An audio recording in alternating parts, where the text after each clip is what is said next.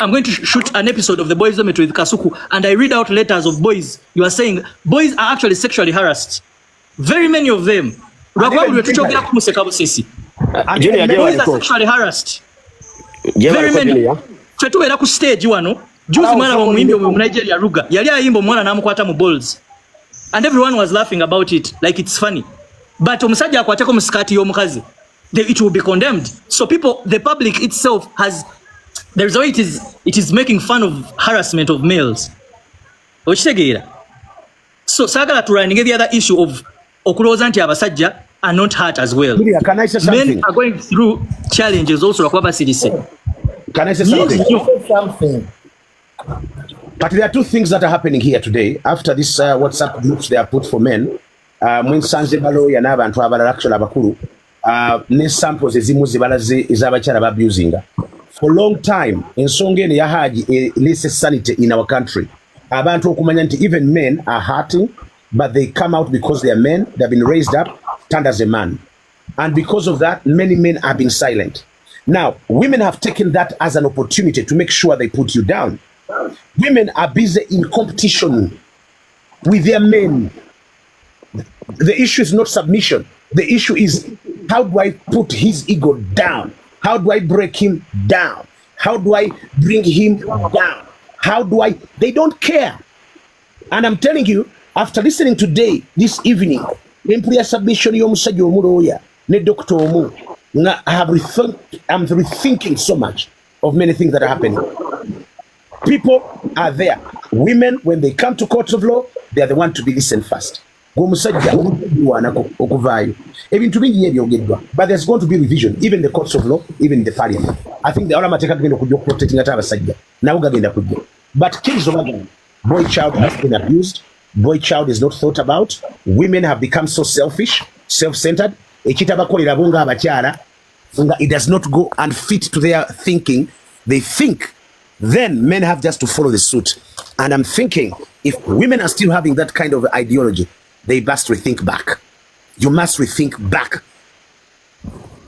You must rethink back. Abaaho badde ogamba ki? Bana mugamba mutya Bruno ke ogamba otya n'abalala. So nze kyengamba ku musango gwa Haji, njagala kubawaaya abakazi bataano abalina amanyi oba betumanyi abali ku musango gwa Haji. Bw'ogenda following records zaabwe emabega, nabo ebikolwa byabwe biringa ebya ajati gwe tuliko katikati right now. Example, linda ko mondo. Example, nalongo kitone Queen Dafifi ono mchara gunayombye na yejjo nono mchara Nabilah. Abantu abo batanu bo following ebikolwa byabwe right now bodde mabega no following ebikolwa byabwe nabo bali bakozeeko ekintu nga kimu Hajati kye yakoze Haji. Omukazi ategeera ng'oli ku media kuno awakiro yo Hajati.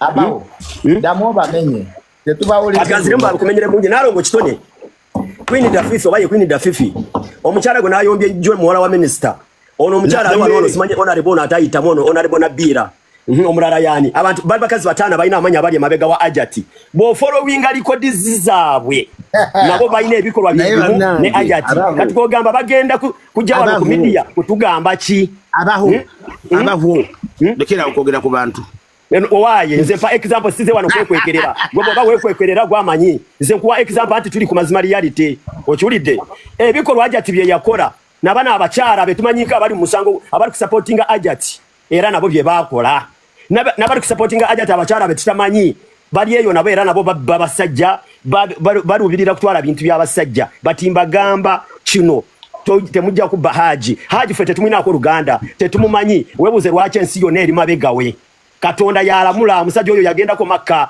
ayina zigida amanyi ga Katonda gensonga gegatiko okumulwanirira tebajja twala kati baba nabamulwanirira webuze Nabilah mwala wako filmu nga amenya akayumba akuba omusajja atwala bintu byona byebimu kati bajja kuwa mazima kibano bajja kulaga ki so mutujeko temujja kubba Haji kujja ko nga tufudde ekyo tukibabuulira ebyo byo mukola mu bikore but fena tuli munsi tulaba temwina kye mugenda mukola gende wanalongo kitona alina abaana mwenda buli mwana alina kitawe buli mwana alina kitawe ate buli kitawe yali amubyeko ekyo kimu oyo mukyala gwe nayombye naye jju muwala wa minister yali mu sinaga z'abasajja wano ku media natuuka okufumbira akawala akavubuka akataka emyaka 12 n'akawasa okiraba ng'alina byakabalako Nabilah yagenda ebweru nga na asubide n'omusajja engoye wabweru oyo 50 queen oyo yabo bonna badde abasajja teri mukazi ategeera ali kuwagira ajati nga teyakolako kikolwa nga ajati kyalikola oba nga talina kirubiriro okukola omusajja we nga ajati kyalikola ekyo kakikubuulire era omukazi yenna supportinga ajati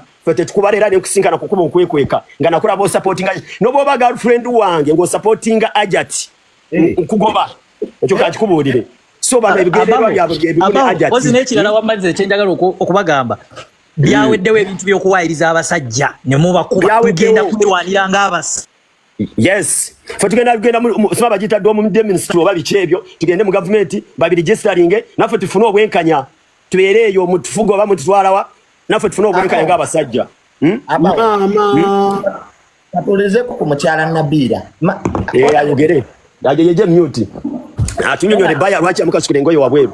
Yali alina kigendererwa ki? Alaika akyali mu mute. Dr. Mondo. Atasobola kwogera binyogera tabiwulira. Njogera mazima. Kakati Abaaho okubye nnyo naawe ate no yingira nnyo. Ajenze size wano kwerimbirira gwe kwekerera ebibyo biyite kunguru. Nze ndi munyankole enjita sinjita sikweka anti tuli ku mazima reality.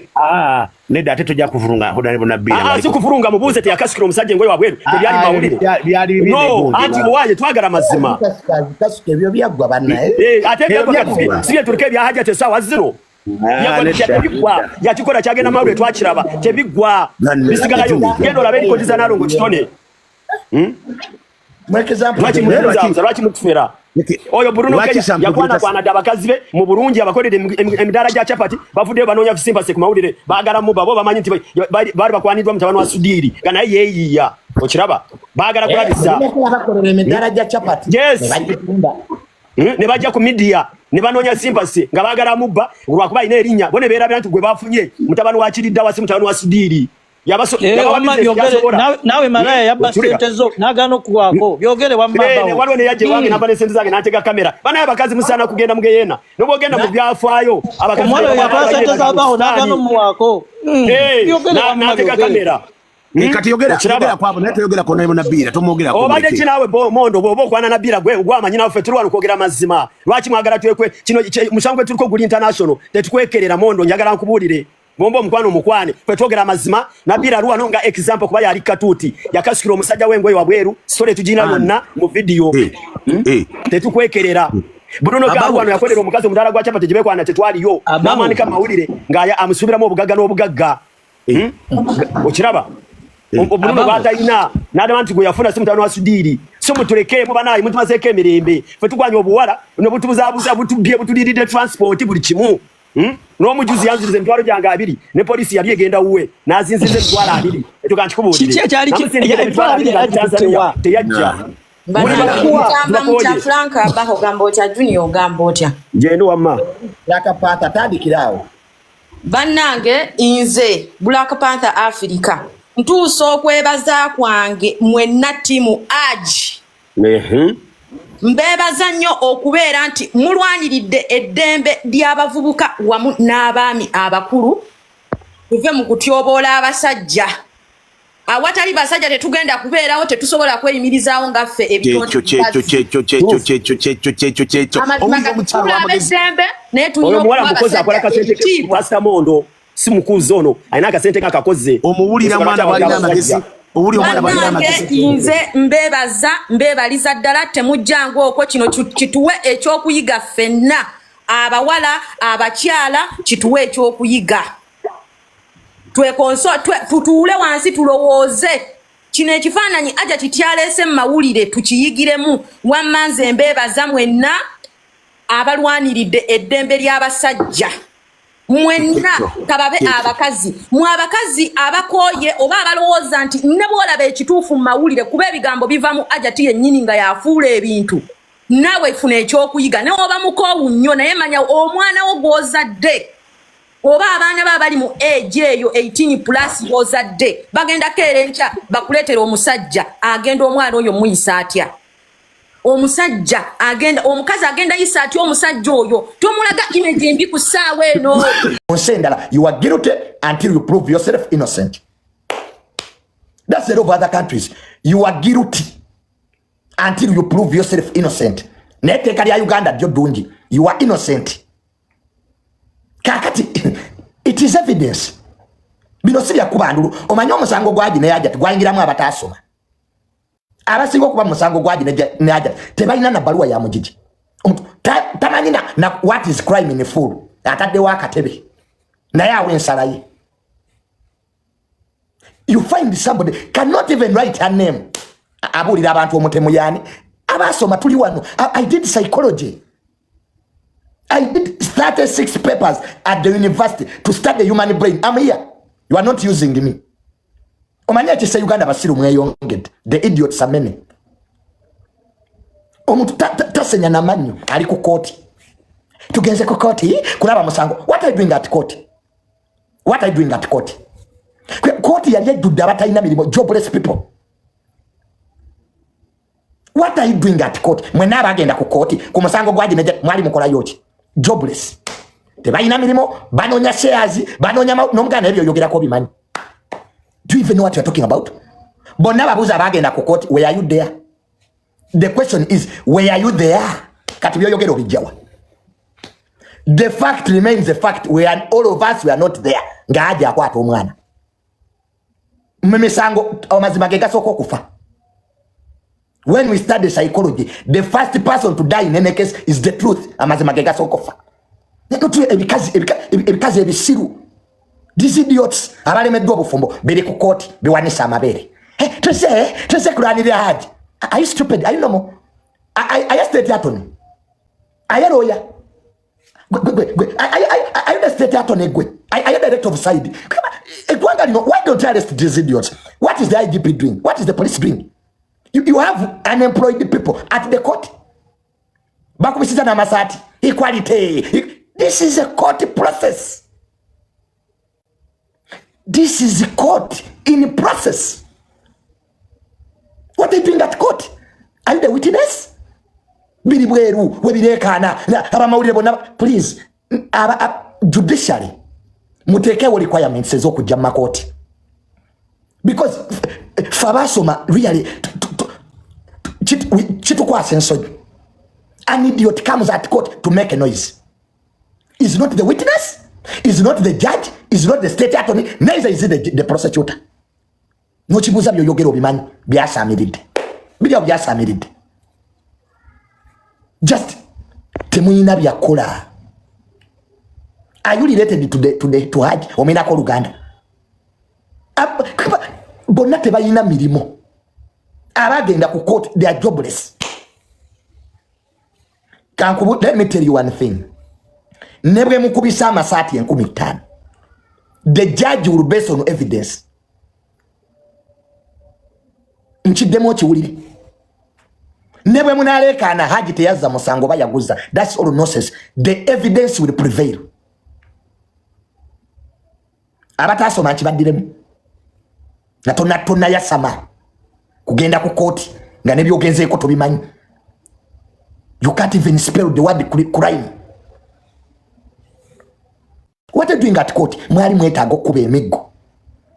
I don't know why they didn't bring military police to cane you. Mwali mwetaaga mwabagenda ku court masquerade okuba emiggo. Ne mutegera nti court is a serious affair. Court ogiyita katale. Court is the president. You are talking about Haji. Courts zisiba bakulembeze bamawanga tebabera mu ICC. Wali ko president we batute international court ayita abawagizi. Are you stupid? Uhuru Kenyatta agenda n'abawagizi. When Uhuru Kenyatta was taken to the criminal court, did they go with his supporters? I'm asking you, answer me, idiots who never went to school. Did Uhuru Kenyatta in Kenya, a sitting president, when he went to the ICC, did he go with his supporters? Is it got a football match? Mupira gwa kuwagira. Don't be stupid. We are not going to accept idiots to hijack the process of court. Court is an independent entity. Independent. You will not influence judgment. You can influence judgment. This case is a national interest now. Let me tell you. This is a national interest. Do you want to deny? Tell your man about what you do. You want to deny that fact? Aren't there girls that have been raped and defiled? True or false? Isn't there that fact? Are you denying that fact? It has happened. And it happens. People have raped people's children. Gendo some police report every year. It's not defilement and rape. The biggest crime in this country is defilement and rape. Are you denying that fact? Katoya Samachi. Oya Samachi. Akatoya Samachi. Sagala tugirenga bakava ku mazi kubanga mwagala bu shares mwagala views amazima gajja sigalanga mazima bwaba agite yakwata mwana bajja muta bwaba te yamukwata bajja muta bwaba yamukwata bojjo tegera cheteka mu Uganda weri ateli ne gwanga lina abalifuga. That's when some of you are going to understand this country ina abajifuga. We can't tolerate this nonsense. We cannot tolerate it. This is beyond this republic. And by the way, mwabali mu government. I think and there are sober people in this government. There should be truth. Abali mu government twagala mazima. Chief Justice. The Chief Justice Ondaba. Even sometimes the president yabera kokumu, His Excellency. President Museveni twagala mazima musango guno. Judiciary twagala mazima. Hajati aina right okufuna justice. Bwaba kituufu omwana we bamutusako rape. It is her right. Ni mtu ko kuvuma omukazi bwe mutyo. And I think it's funny. It's funny. Abalumba omukazi ku Nasa Road. Those who attacked that lady. Singa abadde mama we. What if it is your sister? Nze sagala muntu azanyira kubakyala. Nze njagala mu my mom. Njagala mama wange. Bwe nsanga omuntu azanyira ku mukazi. Kimpisa bubi. So, mwabagamba nti Haji teyakwata. Mwina right yamwe. Katuleke koti esalewo. Let us leave to court. Because fenate twaliyo.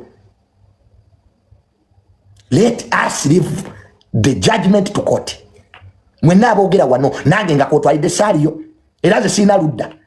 That's why program yange I call everybody. I'm not biased. Okuva musango guno bwe gwatandika mpabuli omu platform ayogere view yi. Kaze izoba aji bamusibye oba aji ati awangu it's none of my business. Tibinkwata ku but waliwo obwenkanya. Nze nwanirira nnyo obwenkanya. My dad nga tannafa yangamba Junior lwaniriranga amazima. Era buli omwe amanyi nze mbeera ku mazima. I fight for justice. Because it is something that often not given. Obwenkanya kye kintu mu ggwanga lino ekibulidde ddala. Obwenkanya malwaliro tebuliiwo. Obwenkanya masomero tebuliiwo. Where is justice? We want justice. It is often denied. This time justice will prevail. Era mwena temuddamu nakwevuma. Mumuli awo mwevuma. There's no need for that. Why do you abuse each other? Nze Junior wobo oyagala okundaba touch on a woman. Nina baganda bange abawala. I have my mother. Nze ku kintu mukyala. Nze tubula abakazi bankuba I can't fight with a woman. Era nze omukazi bwankuba atabula butambuze n'ennyenda. I walk away. Nze I cannot shout with a woman. Mbalaba abakazi nga omukazi abavuga bambi n'atomera. She's a mother. Njogera ne bulungi. Kati gwe musajja very ontomere. That's when you'll know. Nti NRM yawamba obuyinza nga 26 January. Kolo bujjo okutegeera. Nti embizi bagifumba empombo. Nze gwenza kuba baganda banga bawala gwe. Era I tell my in-laws abakodomi bange mbagamba the moment my sister calls limbo omukuba mwe bivubuka mwe ebiri abaganda bange. Let there be a day muganda ngankubira nti omukuba. That's when you know. Nja kukuba. You joke around with me. Nze mukodomi wange you beat up my sister. That's when you know. Ebyemwe kubya mwa abana ebyo. omukuba. Let my sister call me. Tewali police. Nja kukuba nze bakimanyi. Bakodomi bange bakimanyi. Nze okukuba layisi. Don't joke with my sister. Mumanyidde nnyo abaana b'abantu. Wamuwasa tomwagala. Ebivubuka biri eyo biri ku baganda baffe birya. N'ekivubuka kye nasanga awo my sister yali akyali Makerere. Nakisanga mu gym. Gwe muganda yani ng'ogenda okulya ng'oli mu gym gwe. Some of these boys kibeera mu gym kijuza bunyama kyetegekera muganda wo. Let me find you. Mu kifo ky'okukola sente oli mu gym. You tell me sister wani goyagala okutta bwotyo. Instead of getting money biri mu gym. Nekisoka kidda ku muganda wo muwala nekimuzanya style zonna. Joke around with women. Saa twazanyira ku bakyala. Nazo omusajja inabo je wange. Nunga Junior mukazi wange ayagala kuwamba property. Omukyala ye nango omuyinamu abaana. Baamu ku magezi omusajja ndaba. Buli wosumulula zipu eyo. Lowooza nnyo nga tonnagisumulula. Omukazi omuzaddemu abaana oyagala akole ki? Ebisajja biriyo bisirusiru kizadde mukazi abaana basatu. Guli si musayi gwo gwayina. Lwaki wamuzaalamu abaana nga tategeera? Oli musiru. Is there anybody who forced you to sleep with her? Chitopule tombolira kasasiro nawe. Even I used to tell my dad. My dad kankubulire. Yali tasobola kungamba mama wasobeza. How can my dad tell me my mother is wrong? My mother is always right. Omukazi goyinamu abaana bamutofu. Muzaala mulinga mbwa. Nojja n'otulugunya omukazi alina abaana bo oliyo yasamiridde. Omusajja azadde alina ekiki. Can you own property when you have kids? Oni musiru lwaki wali obazaala. Bizadde abaana oyina abakazi basatu mu baana ab'enjawulo. What do you expect? Musibe zipu zammwe. Nze kyekiŋŋaanya okuzaala. Bw'omala okuzaala toba na kikyo. You can't own anything when you have kids. Taata wange bwe yafa ebyobugagga bye byagenda mu baganda bo babaana be. Abeereko nabisinika amannya. Ffe tuli basajja. Please get sense in you. Muwe bakyala bammwe respect. Buli musajja gw'olaba omugagga mukyala ya muzimba. Era abavubuka boolaba nga balemedde emizigo obulamu tebutambula kumanyira bakyala baabwe. Mukazi omu respect. Nze my dad yali mukambwe. But he used to give my mother respect and everybody knows. Nze taata wange yali ayomba. Naye nga bwadde ewaka talina kyayogera. Banene wobanga oli musajja nga bakutenda wa mukyala wo respect. Ensene ejja kwangugira. Nisula kumanyira mukazi gwe wazaalamu baana omu babiri basatu. Obisanga biri ku myenge. Abakazi bantabi. Abakazi banene gwe weremereddwa. Olozo obufumbo comedy store. Some of you are taking marriage nga comedy store. Neche wayingira tokimanyi. Why do you get married nga toli organized? Get organized. Organize your life. Mulekera ugamba nti abakyala babi. Organize your life. You just need to organize your life. One of their marriages, omusajja nga organizes obulamu bwe. Nze Junior singane n'abaana bameka. Sente ze sitaina, I have the money. Singa Junior nzadde siakati ndi mu baana bana. In fact, ebintu ebyaluma my dad, one thing that used to pain my dad, kuzaala. Nze waliwo family we yatuula. Mama wange n'atulaali baganda bange mbu Junior nzaale. Ne mbabuuza okay. Baali balina n'ekiwala eyo kye bandeetedde nga kisava. Ne mbagamba okay, ebyokulya ono omuwala ye nja mmulya. But what happens after me giving birth? Wano bagamba zaala kastomero zaala omwana todda muwulira simu. Teri aleeta mata, teri aleeta pampa ng'omwana bamukulekera. Nze family yange yatuulako my dad ng'akyali mulamu. Obuzanga kasuku. In fact, ekikazi kasuku ye yakireeta. Kyali kisava baaba. Ne banga Junior. Tukuwadde omukazi ono zaala. Ne bagamba kyekyo okumulya kyo I will eat that woman. Ekyo tekiriko kubuuza. But what happens after? Is my daddy around? So, abavubuka abandaba, take your time. Wobo oyingira obufumbo twala obudde.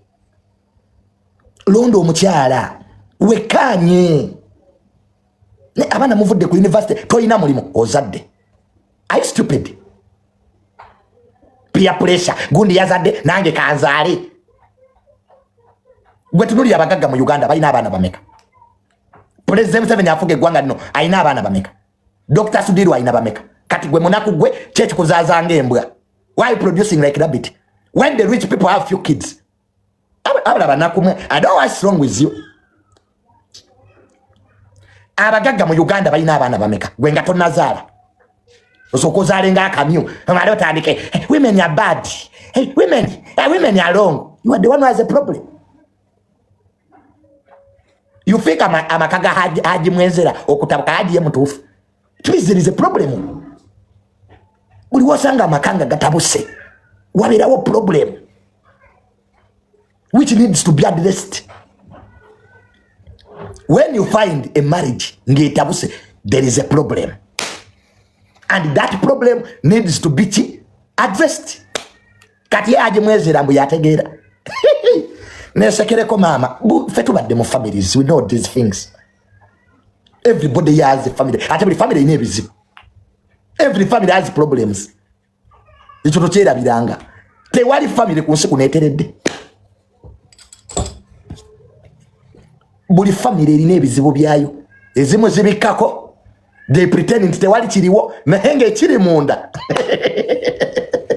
Wano family ezinga zibikako bubisi. Nenge ekiri munda muli. Omanyebyaga tikibuyaga bwali tikule nyumba buli manye ekiri munda tuli kubunkenke. Banange ebintu ebiri mu family. Nze nana bavubuka bakwana bali abakazi ne baba. Kati wano olaba omuntu abaluganda bezaalamu abana. Same mother, same dad. Abana ne bezaalamu abana. There's so many families like that. Omanyi lwaki passport zidibidde ku immigration? Do you know why many passports zidibidde ku immigration? Ati bakubuza father's name nga Muganda walya Muganda une muzaala omwana. Kati father's name ne mother's name byebimu. Ekiri mu ggwanga lino. Ekiri mu Uganda wano. Brothers and sisters, same mother, same dad nga beerya. Tudde tulina abasajja ng'azaala abaana n'abakozesa. Ng'abaana yabazaala nenga ko abalya. Banne tubirabiri. So, bwe tubanga tuyingira mu musango guno. Ogwa Haji ne Hajati. Ebyo byonna tulina obiteeka in our mind. I'm not saying nti Haji yakwata omwana. That's not what I'm saying. I'm saying there are varieties of examples and everything can happen. Izo omukazi yankubanga awo. I had a woman nga nkuba. Yasoka mpola. Omwala mututte ewaffe. Mama wange amwagadde. Ne mama wange nandeetire. My mom loved the girl. Nga tata wange tamwagala. And my dad was right. Nomanyi bino Junior byempuliriza nnyo my mom. Mama wange yangamba omwala mwagadde. My dad nanga simwagadde. Wayita mmeka. Omwala yatandika mpola, Junior will beat you. Tanogedde omuggo. Tangambye Junior lie down. Tankubye. Really? To beat me? A man like me? Olwajja. Nema abane omukazi ankuba. What happened? Oyo Junior mwenzi. Obwenzi chondi mwenzi. But does it warrant to be killed? Kale I accept ndi mwenzi. Chechireeta okunkuba. A man like me? Nongalamiza? No. Temumanyi biri maka. Some of you don't know what people are going through. Naye naguma. Nengamba Kasuku omukazi ankuba. Kasuku nangamba Junior yaguma. All my friends were telling me Junior yaguma. Mind there is those people telling guma. Abakazi bwe batyo guma. Nengo ogumati. Ogumirewa. Nga ankabasanya. That woman yali ankabasanya. Every night. Honorable Nsereko, I have the right to apologize to him without fear or favor. Is my relative, my blood. Adama ina basanga mu Kampala ngamu. You think I found them mu Kampala ngamu? I come from a very rich family, by the way. Don't joke around with me. Nema family ngaga. Nga naku listing down ba family members bange. Manyi mwefuula abatumanyi. Mwefuula abatumanyi nnyo. Ondabye bukulu nga byoya bya munkwawa. You think you know all my relatives? So I apologize to Honorable Nsereko.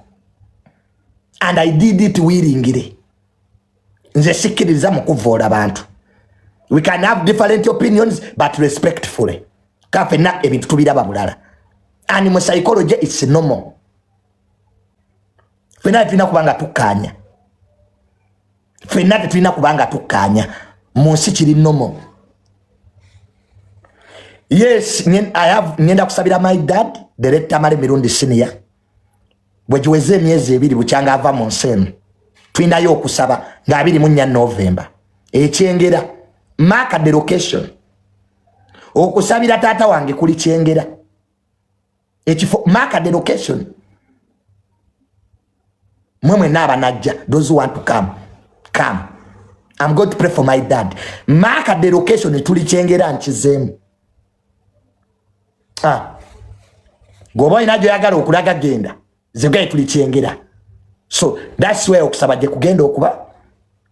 I will have so many senior government officials. Abagenya abakulu okuva mu government bangi bajja ku attendinga. I've spent most of these weeks calling them.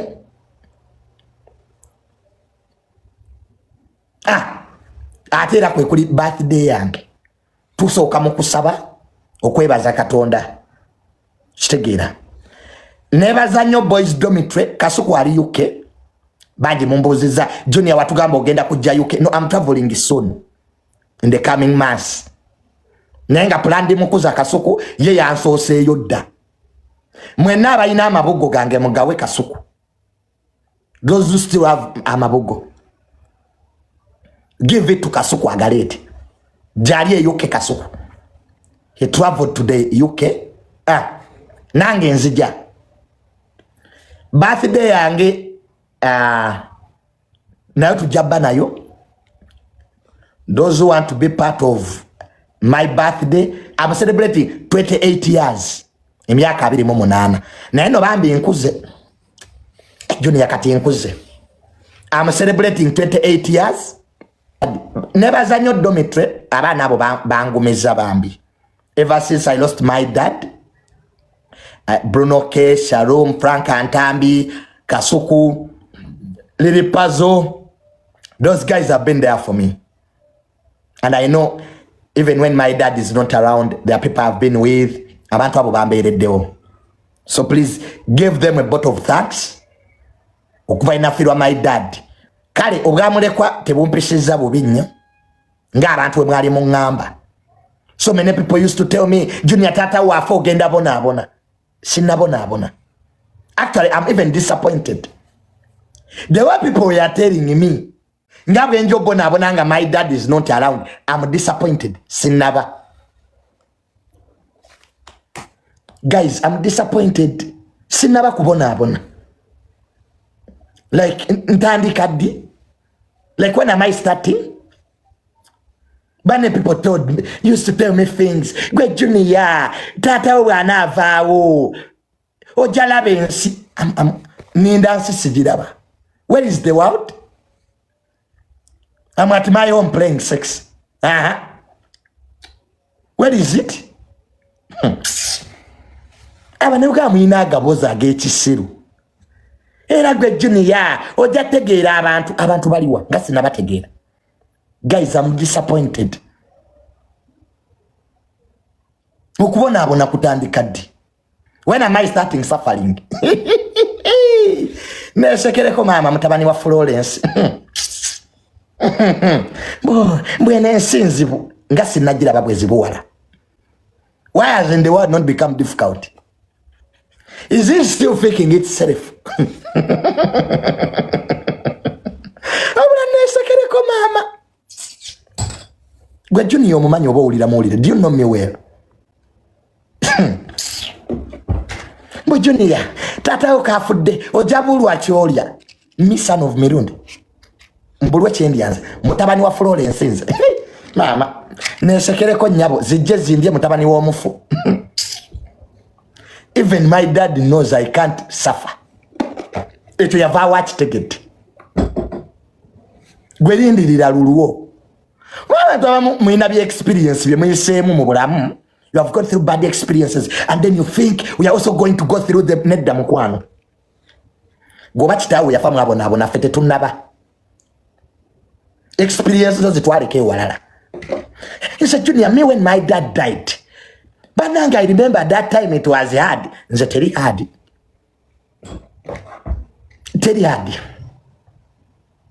Friends have been there. Mikwano jibaddeo. So never zanyo all my friends who have been there for me ever since my dad left. Baba nabo bamberedde ba Bruno. I don't know bambi chendi bawa. Kasuku has been there. N'abantu muli bazibu. Junior, Kasuku mukyawe ebane people bad. Omanyi Kasuku byankoledde. That guy has been there for me. Abantu tubasiimeko walayi. Banayu guy temusima naye musime ku bantu ababeereddewo. Kasuku has been there for me.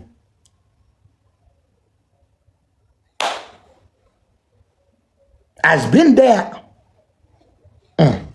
Munaku musanyu, that guy has been there.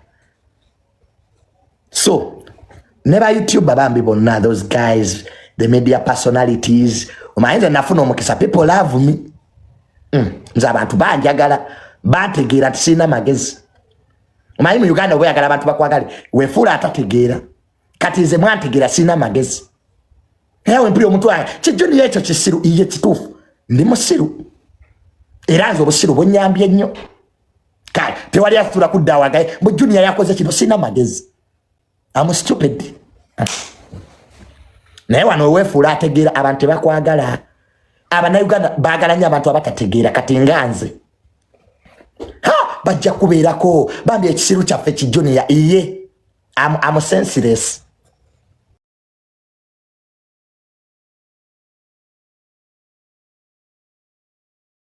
Nasalawo beera mu bangi era amagezi go sigayina. Abasiru mu Uganda bangi ate abasiru we bakwagala ensi ekwanguyira. Gwe noonya favor y'abasiru. When idiots love you in this country, you have peace. Ne bwogenda mu katale bajja kusanyukira. Kati lero mbadde emipiira gy'amasaza, everybody was on me. Banange mulekwa, mbadde Namboole today, everybody was on me. Bambi abasiru munjagadde. Abagezi sina kyembeetaaza. Gwategerage namba professor Makerere. If wabaloza mu Uganda otegeera nnyo, go to the professors. Make friends, never professor. Ay Makerere. Ati otegeera. So let me be with them. Government ya Uganda mpuliriza bulungi. President Museveni nza gamba amazima. His Excellency. Muve ku mwanyi. Bane muve ku mwanyi. Kano mukansaliremu kagende wa president. Jajja tehabulwa. His Excellency President Museveni tukwagala nnyo. Naye bannange mwanyi mugireke. Abantu abasinga obungi mu Uganda kati balya ku mwanyi. Abantu balimye mwanyi. Emwanyi tekyali ya Buganda, ya Uganda yonna. Bogena mu Eastern Uganda abantu balimye mwanyi. Bannange tuve ku mwanyi, government USDA mugirekeewo. Tosobola kujjawo kitongole kikoze bulungi. USDA has performed well. Why do you remove it? Why do you want to take a coffee to the Ministry of Agriculture? Nga fena tukimanyi Ministry ya Agriculture yafaafadda. Ministry tasobola na kulima bumonde. Gyotwale mwanyi gyaffe taata. Where is that logical? Mu Ministry ya Agriculture gye tumanyidde ddala. It cannot even grow mushrooms. That's why you are taking our coffee. Nedda. Ekyo kikyamu. Nze kambabulira abali mu government. That was a wrong move. Emwanyi muzireke mu UCDA. wano UCDA byebimu ku bitongole ebisinga okutuwa sente nga government. How do you remove an agency ekola obulungi nga agatongole gangi gali wano just wasting our money? Ebitongole bimbi n'okugibwawo. Naye mbutujjewo UCDA twagala kendeza kusasanya ya government. Are you serious? Are you removing UCDA because you want to reduce on the surplus of government expenditure? Ngoina parliament yabaka bitano mwasatu. You have over 500 MPs. Why don't you start with parliament? If you really want to reduce government expenditure, so kendeza babaka. I'll take it into serious. Let's try to do a reason is Brexit nawe. Mbujunia tujewo UCDA mbukendeza kusasanya ya government. Are you serious? Oinabala disi basatu per district. You have 3 other districts per district. You are removing UCDA. The problem of this country is corruption. Buli bwanguzi bwe tulina okulwanisa muve ku mwanyi. Abantu balimye mwanyi. Nyikuba mulaba abantu bagenda funa sente mube tute ba minister ba agriculture. They are farmers by tribe. Bowe mwanyi zafu. When the minister of agriculture are farmers by tribe, those are the people who got to manage our coffee. Ne government here, no? Net that tubeleko serious. Nebo tukati mwanyozi kuziteka ka added value. Added value bamuterako minister work. Can't UCDA do the work of added value ngawe ba demokola. Atenge mukoze bulungi. Just give UCDA more money instead of removing it. Nedda abasinga obungi mu Uganda balimi. The biggest population in this country are farmers. And if government wants to annoy farmers, simanyi bululuja tujja kubujja. You can choose to play any other thing neto sanyira ku balimi. Nze mbyogedde ate nga ge mazima. I know most of you abali mu government mujja nyiga, but this is the truth. Tewali nseri mwa mwanyi yali rationalizing the coffee.